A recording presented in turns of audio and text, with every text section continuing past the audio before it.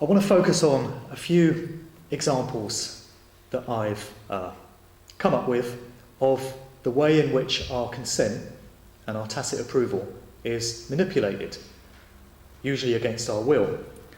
It always comes down to the same thing. The elite controllers recognise that they're bound by natural law, and they recognise that there's cause and effect and karmic consequence for our actions, theirs and ours. And just to recap, they feel that if they tell us about what they're doing in advance or in some kind of coded way, that's enough for them to escape the flak for doing so. And then the emphasis and the onus is on us, because we were told, did we choose to do anything about it or not? You know, the choice was ours. There are many ways in which this plays out in our daily reality. Whenever some politician announces that there's going to be some overseas war, going into some foreign nation to invade it and drop bombs and plunder the resources, they never actually do it without telling you that they're going to do it. You get it on the evening news, you get it in the mainstream media. There's always some announcement and some pathetic justification as to why they're doing it, some infantile cover story. But as far as they see it, they've told you, over to you. What are you going to do about it? Well, what can we do? Nothing. So it goes ahead. You've already consented to it if you're registered to vote. Exactly, which is a point I was going to make later. By voting, you are consenting to the continuation of the situation we currently have. Institutionalised paedophilia. Well, we know all about it. Nobody can claim we don't know that we're governed by child rapists. It's in the mainstream media. It's out of the realms of the alternative. You can read about this stuff in the Daily Mail and see it on the BBC Evening News. We know it's going on. We know we've got these sexual deviants and perverts and, we're supposedly governed by them.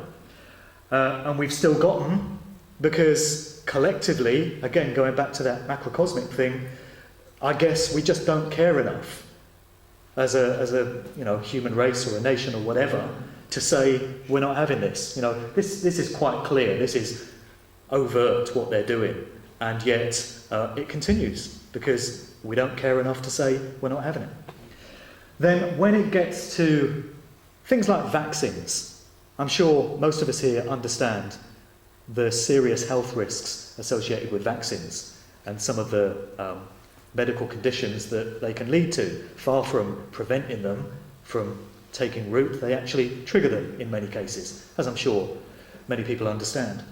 And they're full of all sorts of horrors, formaldehyde and mercury and aborted fetuses, monkey brain tissue, chick embryos. How can it ever be a good idea to put shite like that into a human body, and particularly the body of children with systems that haven't even developed properly yet?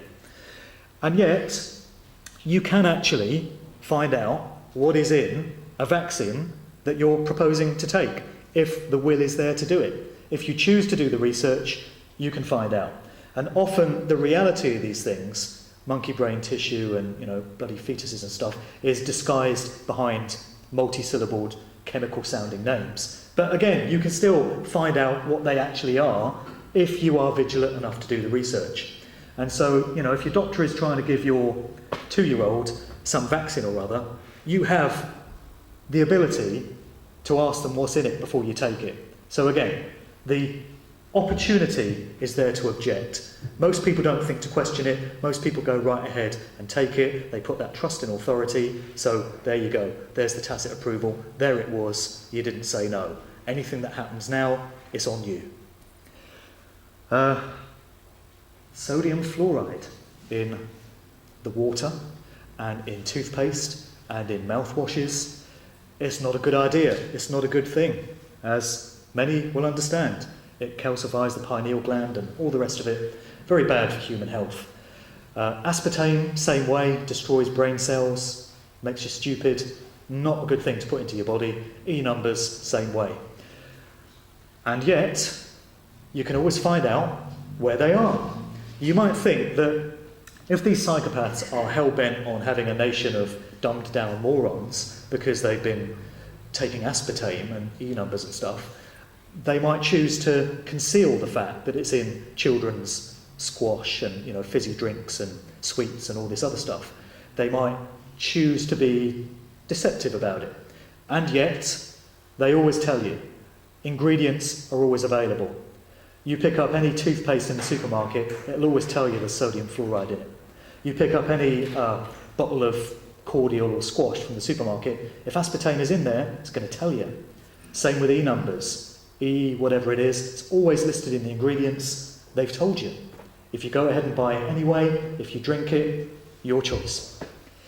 Cigarettes is an obvious one. They've always listed the health risks, often with graphic pictures of what can happen to you if you smoke too much. They've told you, if you go ahead and do it, they're not responsible, as they see it.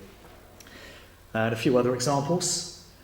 CCTV in public buildings, and it's on buses now. You get on a bus and you'll often see a sign letting you know that you could well be getting filmed.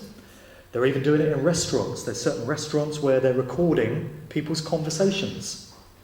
My wife's been into one in a Chinese restaurant where she discovered that they were recording punters' conversations at tables and naturally left straight away. But there was a sign up advising you that it's going on. So they'll always tell you when you're being filmed. So you've got the opportunity to say, I'm not having that, I'm out of here. But most people don't. They go right along with it. But they've told you. Speed cameras on roads, of course, there always have to be signs, or at least there's supposed to be. Even when they're using the mobile vans, there's supposed to be a sign up somewhere in the vicinity letting you know that you could get caught on one of these cameras. So if you are, once they've warned you, your fault, you pay the consequence. A credit card or a mobile phone contract, we've all seen them. They go on for pages in very small print with all manner of stuff that nobody ever reads because it's so bloody boring. Most people screw it up and put it in the bin. But they told you. That's why they put it there. That's their way out. And then police reading you your rights. They always have to do it. They go through the same script. And then if you get fitted up later in the day, at least you were warned in some way that it was going to happen.